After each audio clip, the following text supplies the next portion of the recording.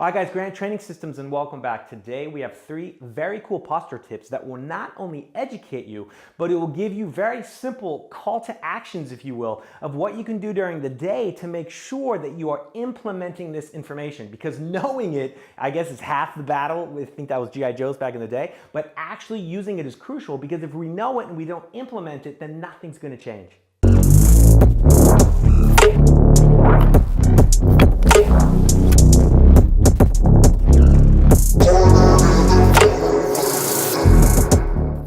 All right, so tip number 1 is that when a joint goes backwards, the one above it goes forwards, and if a joint goes right, the one above it goes left and vice versa. So what that means is I'm gonna start with my knees.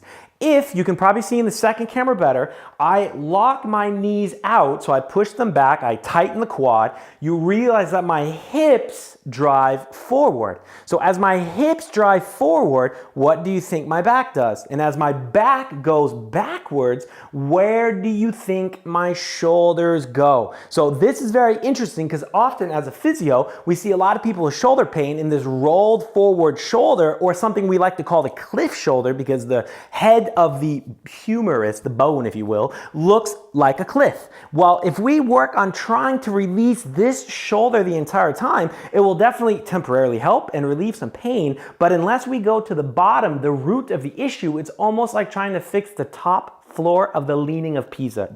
The top floor of the Leaning Tower of Pisa. All right, the second one would be that if I am going to, let's say here, stand on my left leg, well, that's gonna shift me a little bit to the left. Therefore, if I'm standing on my left leg and I'm moving to my left with my hips, what do you think is gonna happen to my upper body? It's gonna move to the right. Another great example of this is it's a shift in the ribs, and I'm gonna lift my shirt up here. So what you're gonna see is if I shift to the right here, that is because the right QL most likely, so the right side of my body is tight, and that is pulling me in this direction. So then what will usually happen is my lat in this area will pull me back to being normal. We can see this a lot because sometimes the arm looks longer on one side, sometimes they look even though I'm a little bit shifted out. And the reason we see this is because the eyes will do whatever they can to remain over the toes. That is how we keep, number 1, our balance, and number 2, that is why many of us don't recognize our postural deficits, if you will, yeah? I have actually a neighbor that is handicapped, and he is completely, really almost bent in half, but his eyes remain over his toes. So when he's carrying his groceries, when he's moving throughout his day, he's able to do everything okay because his body allows his eyes to remain over the toes. Now, a few weeks back, I was walking, and actually in front of the grocery store, seems to be a lot of grocery examples here, I saw a man that was completely leaned back like this.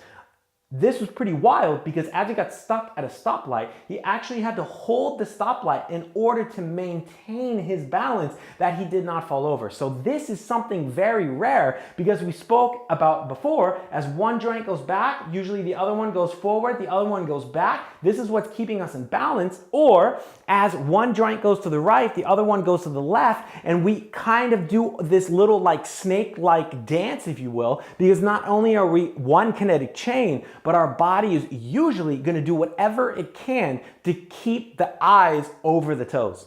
All right, so tip number 2 is going to be how we can kind of address by fixing this. So we know that my neighbor stands like this. We know that maybe a lot of people have these tight quads that's pushing their knees back, dropping their hips forward, and they're in this position that they want to undo, but we need to know how to do it. And that's actually very simple. What we want to do is we want to focus on the shortened tissue. And a great example by this is, imagine, let's go ahead and exaggerate the situation so you can understand it better. If my head was like this. Well, if my head was completely turned like this, you would notice that something is going on with my posture. Maybe I will, maybe I won't, because my eyes are still going to be over my toes. Now from here, what you're going to want to probably do is hopefully help me. And you're going to come to me and you're going to be like, hey Dave, I notice your neck, it's a little bit off. I'm surprised you don't notice. What happens when I massage here? And I'll be like, oh, you know what? That actually really feels good, but it's actually very painful. And then you would say, okay, well, what happens when I massage here? And I say, yeah, I feel it, but the other side, I feel more.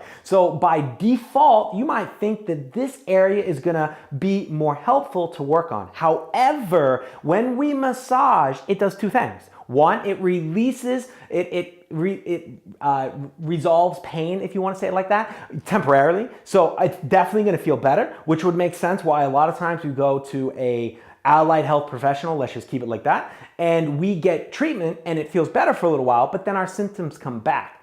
Because the other thing massage does is it lengthens tissue. So if you are working on this side, do we really want to lengthen this tissue here?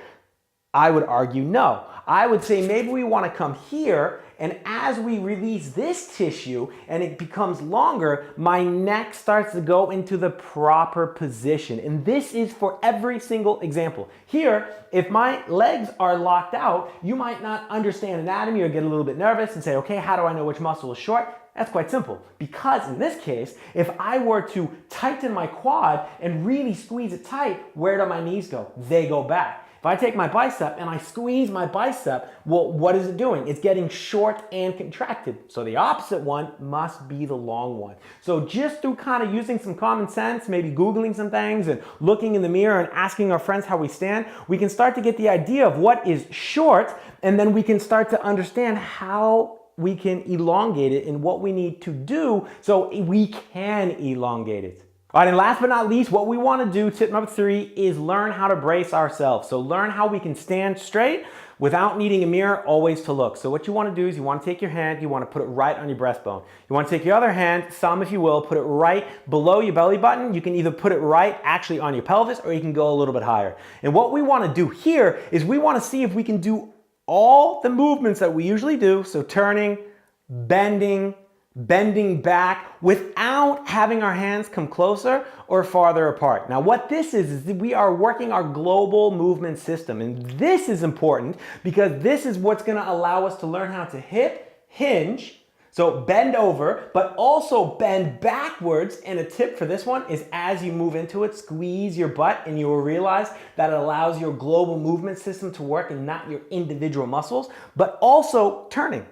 And we should be able to do all of these things also sitting down at our desk. We shouldn't be breaking in this position. Now, this is the global movement system. However, we also have a segmental movement system where we do want our hands to move apart and closer. And this would be something like picking up a child, or picking up a keg, or picking up something that has a unique structure to it. Because when we were to pick up, let's say, a pen, I can easily bend over, pick the pen up, and stand up with keeping this global movement system. However, if my child, if my dog, if my animal, my snake, my koala bear, whatever we have, were to move, then we might need to actually wrap around it and then stand up. So we would use the global movement system, but then as we wrap around whatever we are grabbing and standing up, that would allow us to have that little bit more power. However, we want to make sure we understand the difference between the global movement system and the segmental movement system, so we use them together.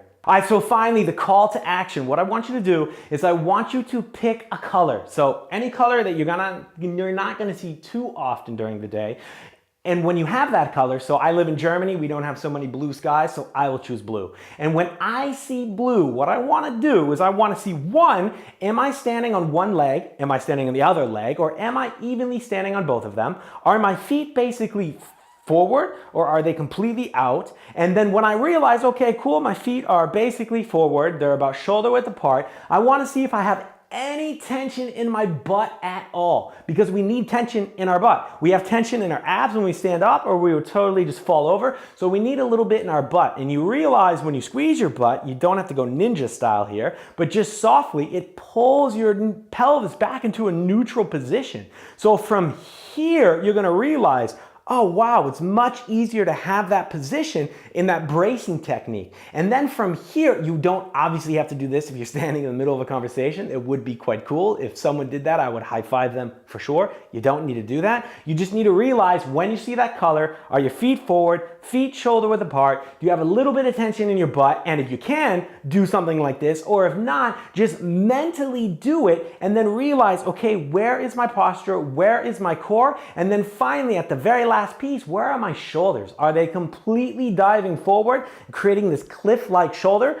Or are they a little bit farther back, kind of in a neutral position that would feel in alignment with your core since you just braced it? And the minute you get all of that done, you will realize that that nerd neck, that little chicken neck that sticks forward, finds its home. That sounds pretty funny. So it will go home. Your nerd neck will disappear. So give that a shot. The call to action last time is find a color. Lost myself there for a second.